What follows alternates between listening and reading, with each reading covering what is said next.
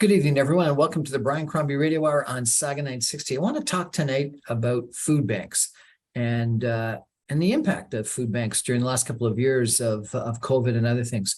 My guest is Maria Rio. Maria is the Director of Development and Communications at the Stop Community Food Centre, which is a not-for-profit in Toronto's West End, which offers emergency food access services, community building programs, and urban agriculture. Maria, welcome to the show. Thank you so much for having me, Brian. Great My to be pleasure. here. Tell me a little bit more about yourself, if you could. Sure. So my name is Maria. I am currently the lead fundraiser and communications person at the Stop, but I have been working nonprofit for over 10 years. I developed a love for nonprofit and fundraising through my personal use of charitable services. So when I came to Canada, I lived in a World Vision refugee shelter. I've used food banks in the past myself.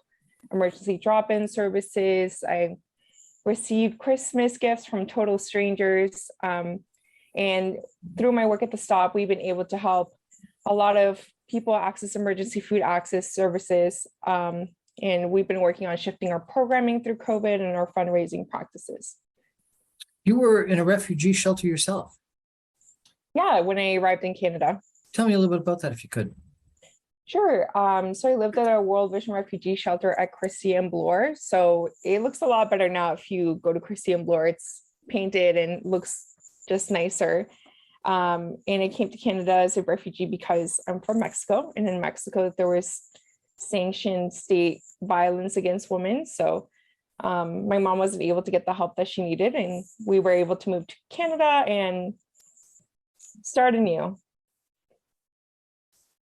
What was the experience like?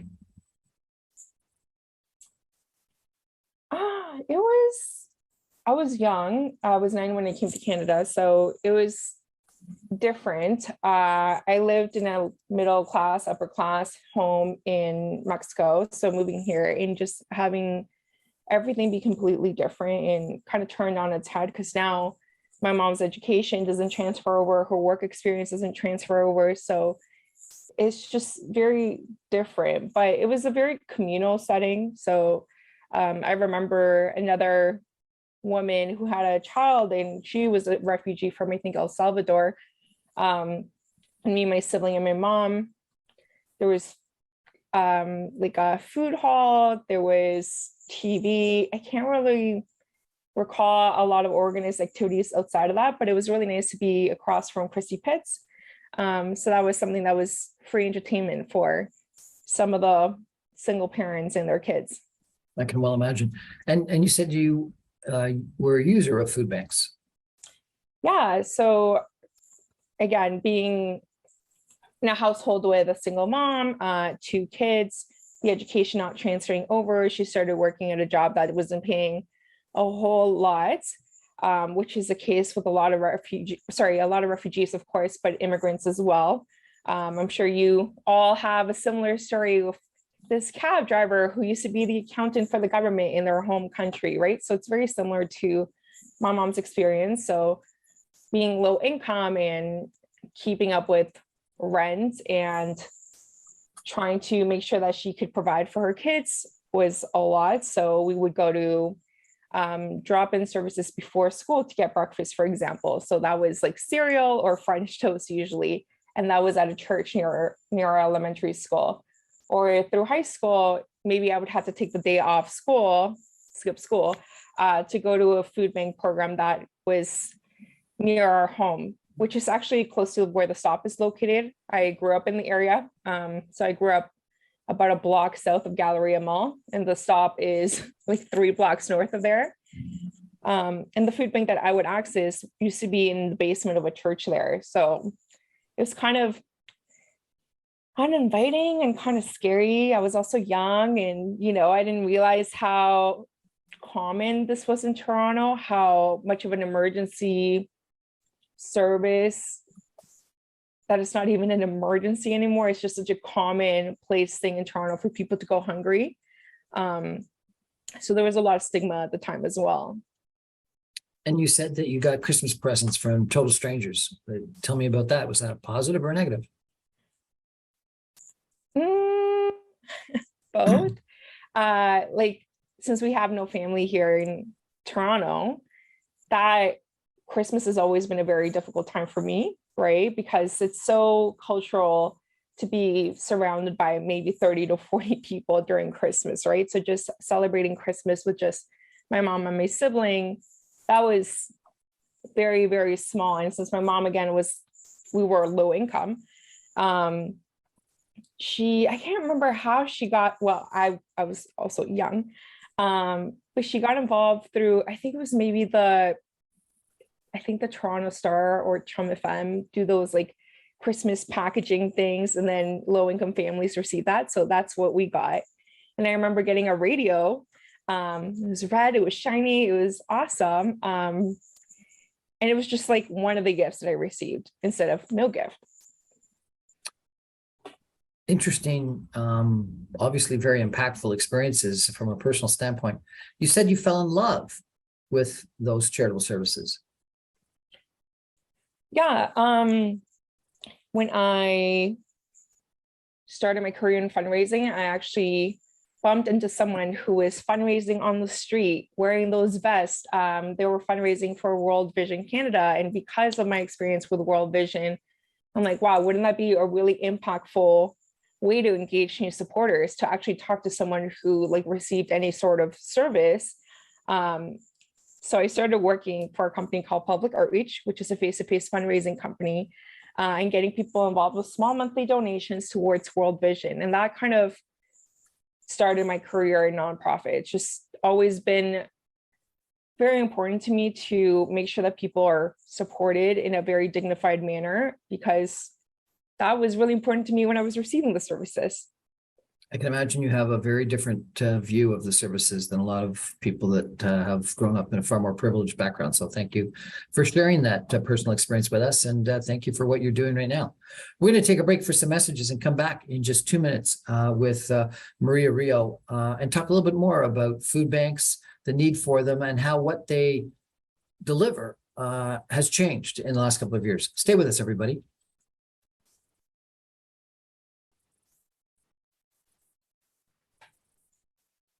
Welcome back, everyone, to the Brian Crombie Radio Hour on Saga 960. We're talking tonight about food banks and what's happened to food banks, both usage and what they provide over the course of the last couple of years, primarily because of COVID. Our guest is Maria Rio, who is the Director of Development and Communications at the STOP Community Food Center, a nonprofit in Toronto's West End offering emergency food access services, community building programs, and urban agriculture. Maria, you talked about that there was a huge shift in programming, fundraising practices, and an increased focus on public policy work in the last couple of years. Tell me about what those changes are and why. Was it because of COVID or what? So COVID definitely jumpstarted a lot of these changes, but increased inflation has also resulted in some of the increased demand that we're seeing for our services. So when it comes to our programming changing, we've had to change everything because all of it is delivered in person, right? So for people who don't have access to the internet, access to phones, who maybe don't even have a home, it's a lot of face-to-face service. So for our food bank, instead of people coming in and kind of choosing what they get to take home and spending time with us for an extended period, we actually had to create kind of a conveyor belt of system where we create all these hampers and people take them to go. So that allowed us to maintain safe social distancing measures.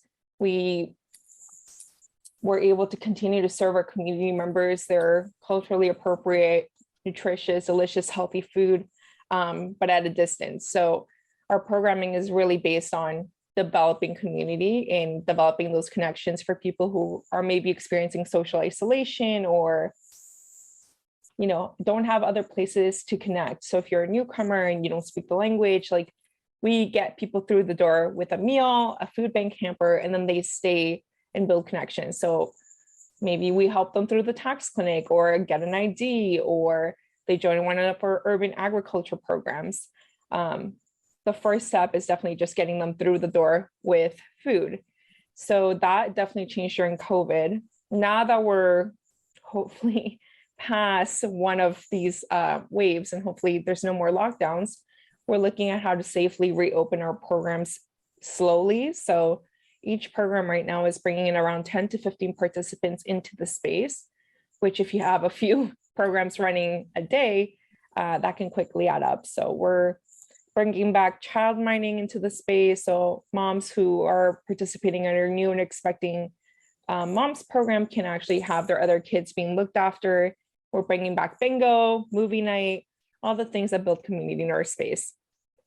You've got a beautiful farm behind you. Tell me about it. Yeah, so my background is from one of our locations, 601 Christie Street, which is at Witchwood Artscape Barns.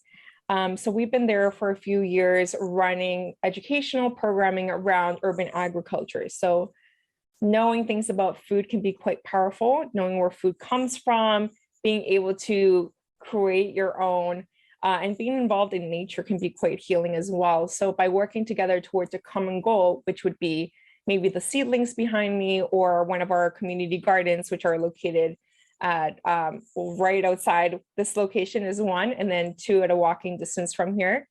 It just brings that sense of community and unity to our community members. So for example, we have a partnership with Culture Link for our Global Roots Garden, which is right outside of this space, where seniors and youth can come together and pass on cultural traditions, speak their own language, grow their own culturally relevant plants, and take care of a garden together.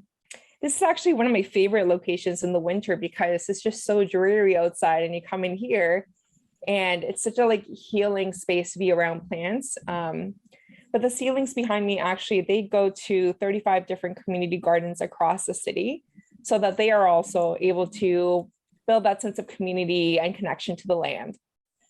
You've mentioned inflation a few times. Tell me how inflation has impacted both your the people that make use of the food bank as well as the food bank itself. Yeah, so inflation has been a little bit of a double-edged sword for us. So because more people are seeing their food costs increase, and because it's continued to be this extended crisis of increased inflation, people have started to run out of other options. So people who maybe could borrow money from friends or family, they don't have that option anymore. People who could turn to their credit card, that's maxed out. Payday loans, that's maxed out. So we're seeing more and more people accessing our emergency food access services. So our drop-in meals, for example, in comparison to 2 years ago, we're serving 40% more meals.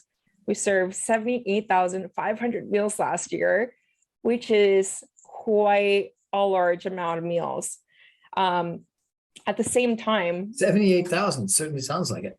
Yeah, 78,500. It's definitely, I don't know how our community chefs do it. They're superstars. And our volunteers, of course, we couldn't do it without people helping package all of these items because again, like we're not having people in our spaces currently. When it comes to our personal food costs, that has also been very detrimentally impacted by inflation. So for example, the cost of a single food bank hamper rose from $44 in 2021 to $53 in 2022. So an almost 20% increase in just 1 year. And we've seen that across the board through our expenses when it comes to food. We've seen individual, because we have various programs that involve food, but our two biggest ones would be the drop-in meals and the food bank. So the food bank hampers are costing us almost 20% more, but the drop-in meals will also be using different ingredients to cook the meals, of course. And we've seen like canola oil go up by 119%, bananas 16%, milk 20%, potatoes 25%. So we've seen a lot of items drastically increase in price in just the last 2 years. And I probably know the answer to this question, but what has happened at the same time with social assistance rates? Well, social assistance rates haven't changed. And that's a really big problem for our community because so many people who access our services are on social assistance. But again, like the people who are accessing our services, more than 50% of them spend more than 50% of their income just on housing. So there's a lot of different things impacting our community members, but of course, increased social assistance rates would make a huge difference to people who access emergency food access services. So what's the solution? If you've got inflation on food, you've got inflation on your costs, you've got inflation in housing, you got inflation in gas, you got inflation in everything else, and the social assistance rates aren't going up, how does someone survive? How do they make ends meet? I actually don't know. It's very difficult to live in Toronto. One of the examples that I like to use is like, even if you're making 100,000, if you're listening to this and making 100,000, if you're living by the like 30% should be spent on rent, that's only 1,800 per month, which is very hard to find any sort of livable unit for 1,800 per month, right? Unless you're living with multiple roommates.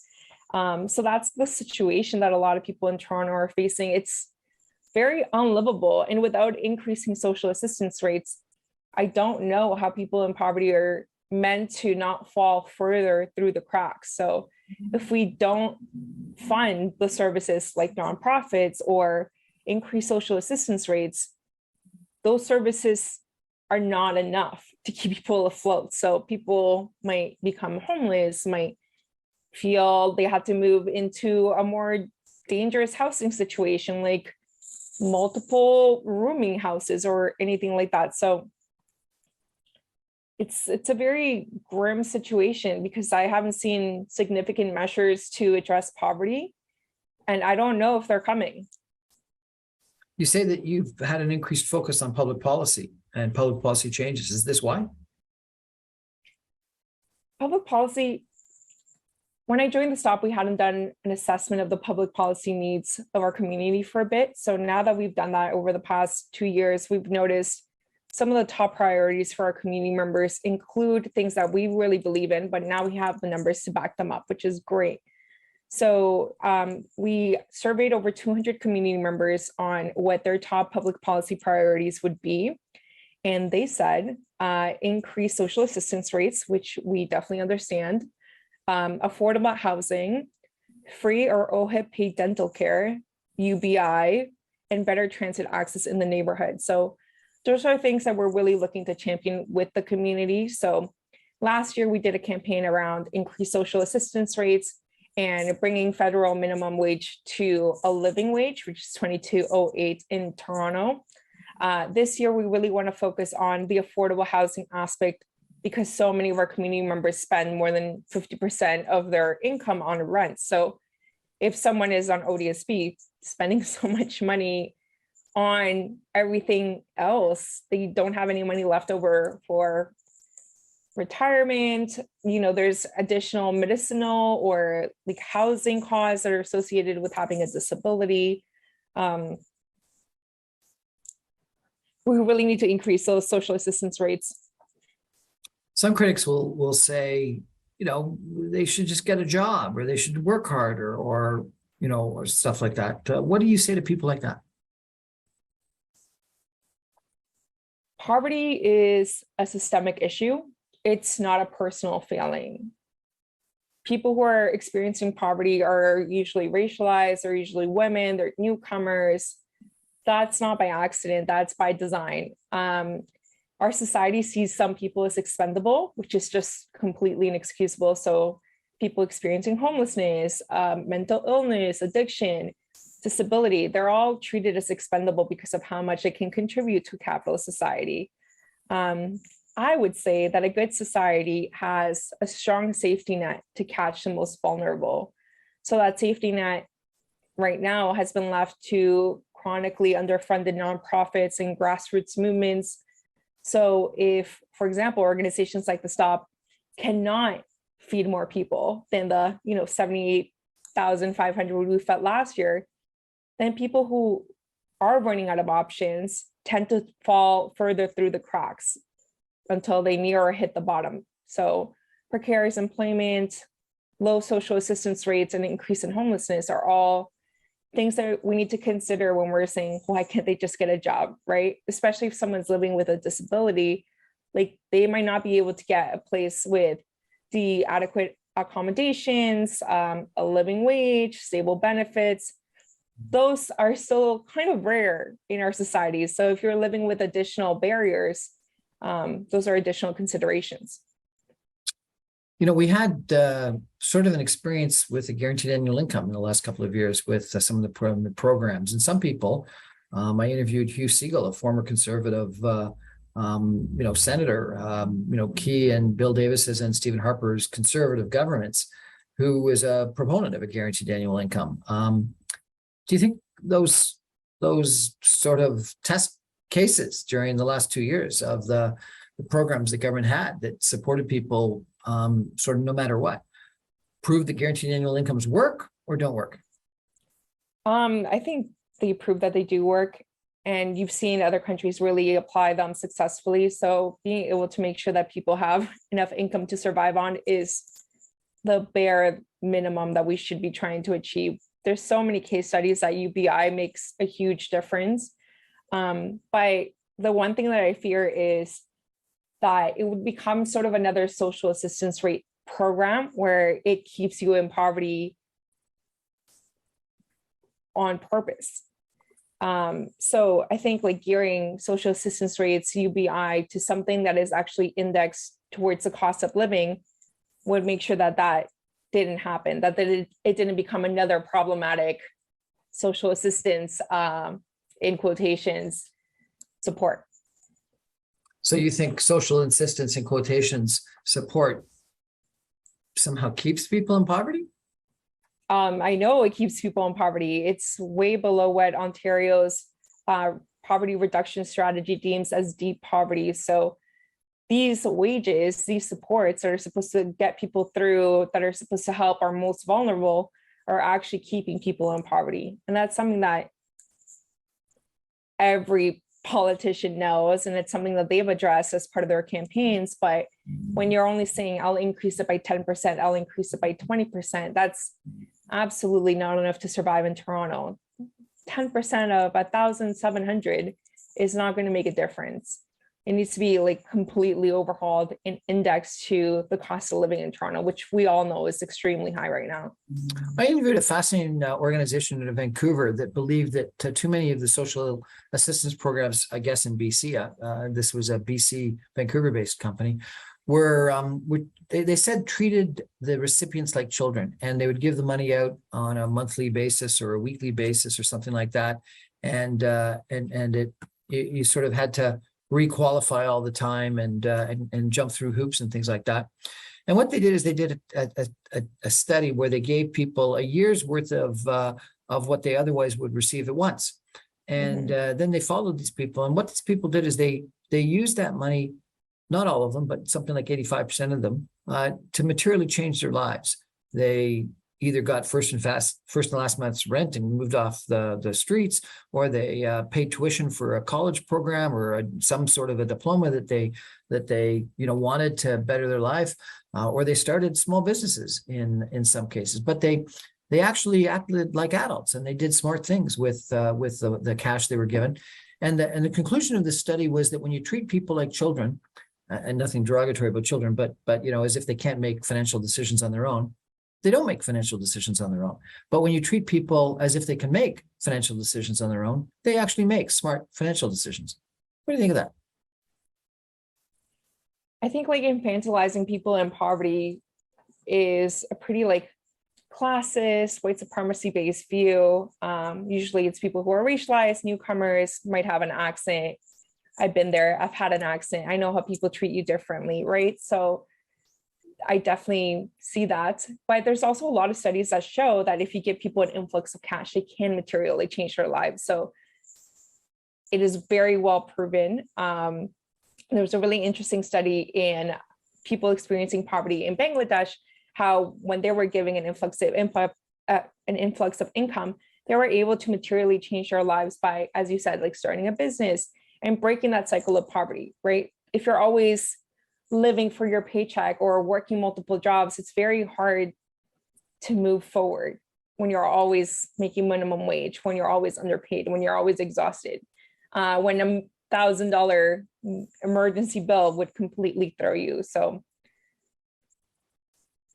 We're chatting tonight with Maria Rio about poverty, about food banks, about the Stop, which is a food bank in West Toronto. We're going to take a break for some messages and be back with Maria in just 2 minutes. Stay with us, everybody.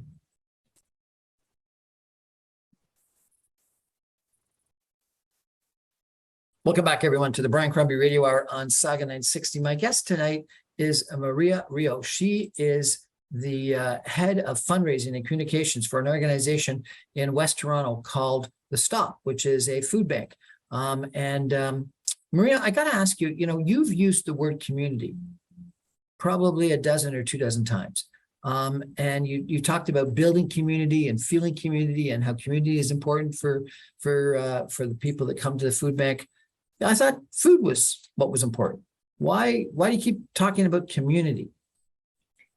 So the Stop, the way that we do our work, while we did start as one of Canada's first food banks almost 40 years ago, we've evolved to be more of an anti-poverty organization. So we do provide emergency food access through our food bank, our drop-in, our meal kits, but we do community building programs and urban agriculture programs as well. So one of the biggest things that we believe in is building community, because we believe that that is a determinant of health. So the more you feel supported by people in your community, the more of a sense of belonging you feel, the more you feel agency, the more you're able to move forward. Not necessarily break the cycle of poverty, because intergenerational problems and systemic issues and barriers might hold you back, but at least you'll have someone who you can call, who you can ask for help, who you can rely on, who's willing to listen, who speaks your language. It just makes a really big difference to have that sense of belonging. And we try to be that for people. We try to be their home away from home. I spoke with a psychologist who said that isolation is one of the biggest challenges that we've got in our society today, and it's become very profound and increased during COVID-19. What do you think? I definitely agree. While our programs are mostly in person before, because people who, don't have access to a cell phone, the internet, don't have money to go out for dinner with friends, it's a little difficult for them to come together. So we provide these beautiful, delicious drop-in meals where people can come together, build connection, and reduce that social isolation. So it's really great, because you get people who actually make really lifelong friendships, and maybe they come back to volunteer, maybe they get involved in our peer advocacy program. One of our programs actually is run by 2 moms who participated when they were pregnant and vulnerable, and now they support other women who are in a similar situation. So reducing that social isolation is huge. It's so important to us, especially with so many people who live alone in Toronto. It can be really hard to connect with others, especially if you don't have access to the internet, or you don't have the income to go watch a movie or to host people in your home. So coming together and reducing that social isolation, even if it's just for 5-10 minutes, asking people about their day, their kids, their work, anything like that, is something that we love to do.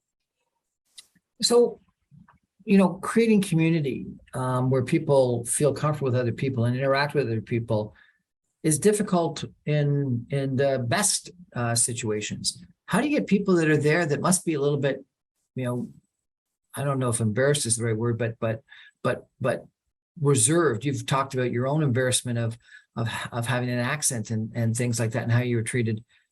How do you actually get people that are coming into your food banks to make friends and interact? How do you do it? Do you play like card games together? Do you play like team building exercises? What do you do? Yeah, so the first thing that we do is we try to make the space as welcoming as possible. So with my own experience, I'm going to a food bank in a basement. It was kind of dark, it was kind of scary. In our location where we have our food bank, it's a lot of natural light. It's well maintained. There's bright green colors to match our logo. There's these beautiful drawings that one of our staff members, Larice, always does in chalk. Like, it is very engaging. to break that ice with constituents, what we do is we make sure that we, as staff and volunteers, make it as warm a place as possible. So what's your name? How do you like your coffee? Remembering people's names can go a really, really long way. We actually have two staff members, Jermaine and Nick, who were named CBC Community Champions last year. So they really go above and beyond to welcome people. We'll play music, we'll dance with community members. We do play games, not cards, but we do play bingo, and we have a movie night. But we also do a lot of different things to kind of keep the mind engaged, because if you're leaving and experiencing social isolation, maybe you just need something to pass the time. So we'll create little care packages for moms to take home to do little activities with their kids. So one of my favorite ones was a balloon filled with flowers, a stress ball that the kids then get to decorate, but is a stress ball for the mom, right? And we'll do monthly packages like that themed around, you know, the season, whatever important dates are coming up, like Orange Shirt Day is coming up, any different programming constituents should be aware of, and things that they can do more to participate. So tell me, if you could, what you think government needs to do. You've been quoted as saying that through our services, we can address the symptoms, but not the root causes of some of the defining issues of our society, such as income inequality, homelessness, and food insecurity. Legislation is uniquely capable of making such changes. Without government intervention, the need for essential services will continue to increase, and I fear we and other nonprofits will not be able to keep up. So tell me, what legislative changes do you think need to be made? There's definitely a lot of things that would bring relief to our community members, by just rattling some off here. So increased social assistance rates is a top priority for our community members. Housing affordability, so vacancy control would really help remove the incentive for rent evictions and would help maintain affordable housing affordable.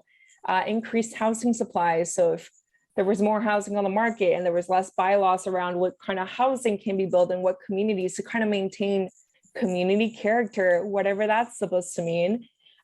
Create gentle density apartments, removing that shadow impact bylaw around, you know, the shadow that a building would cast over a park, and just removing barriers to housing as much as possible.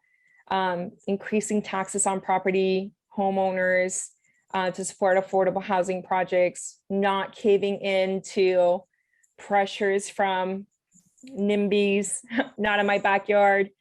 Make sure that the social assistance rates are indexed to match the actual living conditions that someone needs to meet.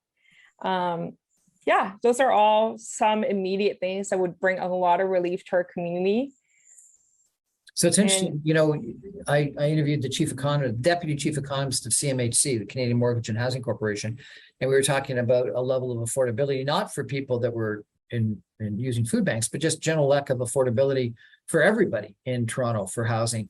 And he had a lot of the same impacts that you know, shadow studies and NIMBYism and restrictions on height and development meant that we were building a lot less homes than we needed, and so therefore all the homes that were being built, got approved by the government, were far more expensive than they otherwise would have been, and that Toronto and Mississauga were something like the 4th and 5th least affordable cities in all of North America. So that's a real issue. But that's, you know, it's interesting that you stated those issues, because that's sort of, for middle income people, is an issue, and you're saying it's an issue for people on social assistance as well. It's an issue everywhere down the income ladder, other than maybe at the top. Well, I think making it like, it's not necessarily an issue for low income people, right? Because they are usually rooming with different people, but having anything to reduce the cost of housing would be helpful at all. Anything that reduces the cost of housing would make a big difference. And then just to go back to the middle class people, we have such limited social supports for people who are middle class, right? So if something were to happen to you, you're one step away from being like low class a lot of the time in Toronto. So that's like something that we really need to consider, because a lot of the people who have turned to us through COVID, they're saying, I never imagined that this would happen. Like, I always leave these services to people who really need them, right?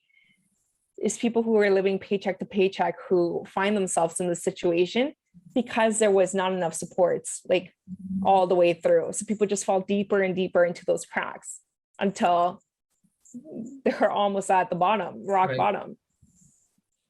Tell me a little bit about your form of fundraising. I understand it's been adjusted. You use something called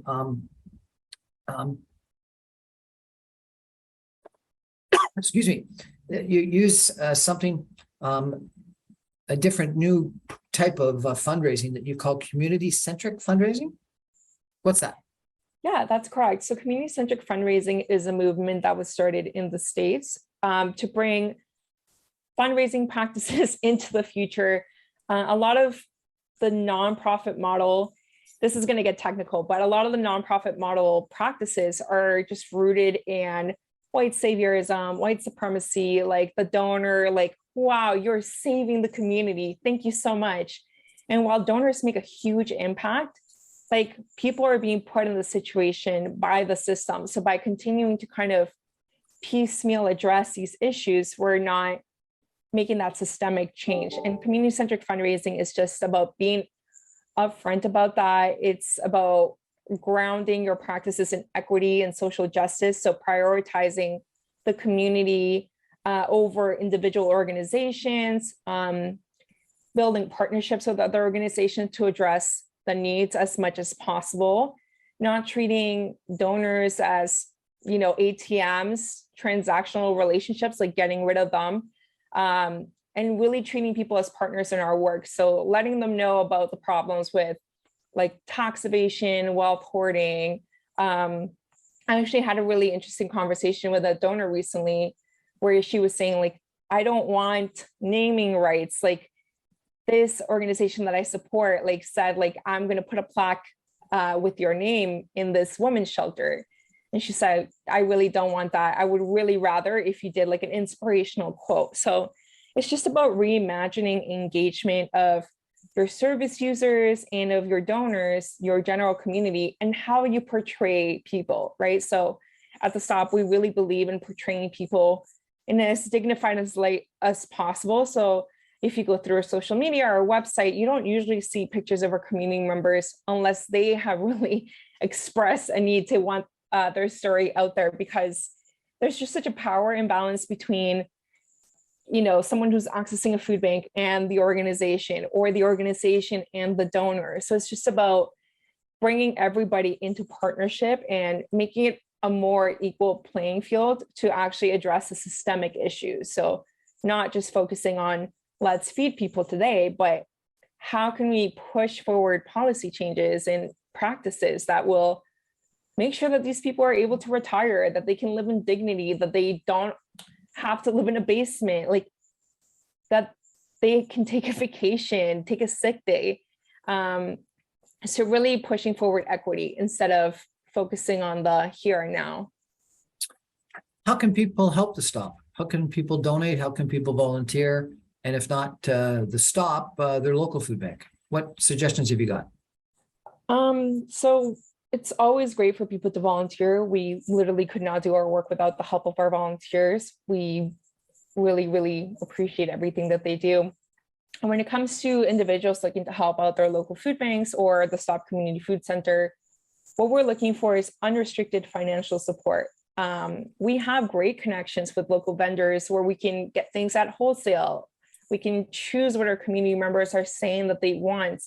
It's not just, things that are not culturally appropriate or not as nutritious as we'd like them to be. The Stop has a super high commitment to quality, nutritious, fresh produce. So we're a place where we don't take things that are going bad. We don't take things that are expired. We really focus on partnerships that allow us to bring that quality stuff to our service users.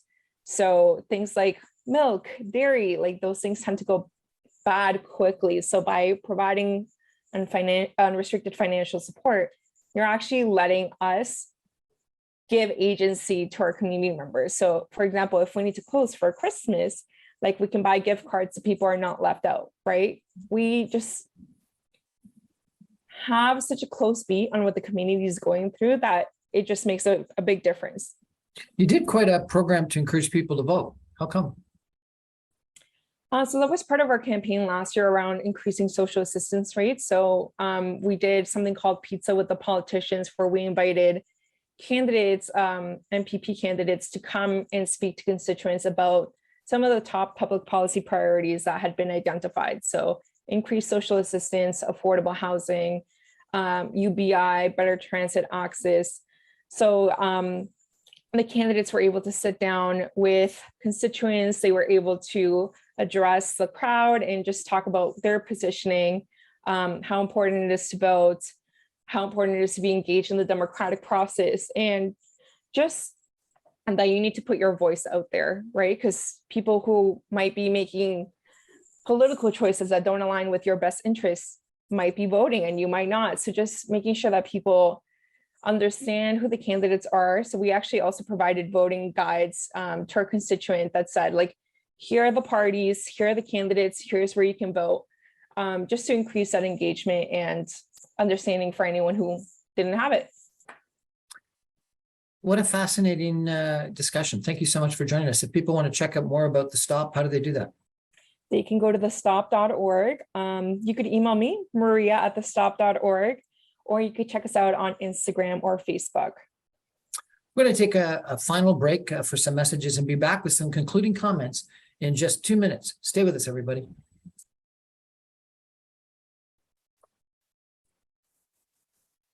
Welcome back, everyone, to the Brian Crombie Radio Hour on Saga 960. My guest tonight has been Maria Rio. She is the Director of Development and Communications at the Stop Community Food Bank Food Center, a nonprofit in Toronto's West End offering emergency food access services, community building programs, which she's really stressed, and urban agriculture, which we didn't have enough time to talk about because I'd love to know more about that.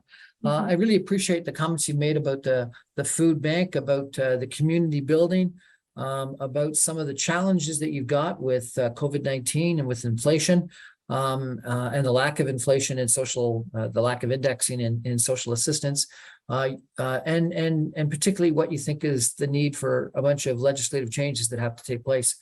I want to ask you a question.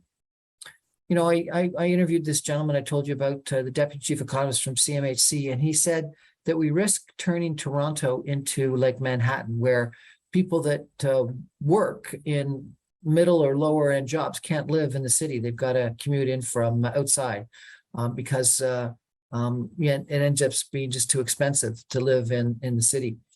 What do you think Toronto's going to be like in 10 years if we don't make changes in social assistance versus what Toronto could be if we make the changes that you're suggesting? It's very clear that Toronto's not headed in the right direction. 1 in 4 people can't make ends meet right now. And, you know, from the city's own study in 2019, 1 in 5 households were food insecure. So things are not getting better with the way that things are being handled right now. So 10 years from now, if nothing changes, I just fear more and more people will fall through the cracks. And with how underfunded a lot of nonprofits are, there will be less supports available to people. If there's no help from the government or no relief when it comes to housing, I don't see how people would be able to stay here. Even people who are making like mid to high incomes are seeing their budgets stretched. So for people who are already living on an extremely tight budget, are already in deep poverty, as defined by the province, it's not even like you can move to Brampton or Mississauga right now either. Like it's all across the province. So I don't have the highest hopes for governments to act seriously on this, but it would be a much more connected society, a much more unified society, mentally healthier, because we know all the mental health problems that come with poverty. I think it could be a much more inclusive city if we did something to reduce poverty. Some people say there'll always be poor. There'll always be people in poverty, and you can't ever solve the problem. Do you think you can actually solve poverty? I think saying some people will always be poor is just such a black and white mentality. There's always shades of gray. So maybe not everybody's the same level of wealthy, but no one has to be poor. There's literal billionaires who make billions of dollars all the time, and to not tax them accordingly and to let people be destitute and be seen as expendable, that's the problem in society. It's not people will always be poor. We're okay with people being poor. Maria Brio from The Stop, food shelter, emergency food provider, urban farm, etc. in the West End of Toronto. Thank you so much for joining us. I really appreciate the conversation.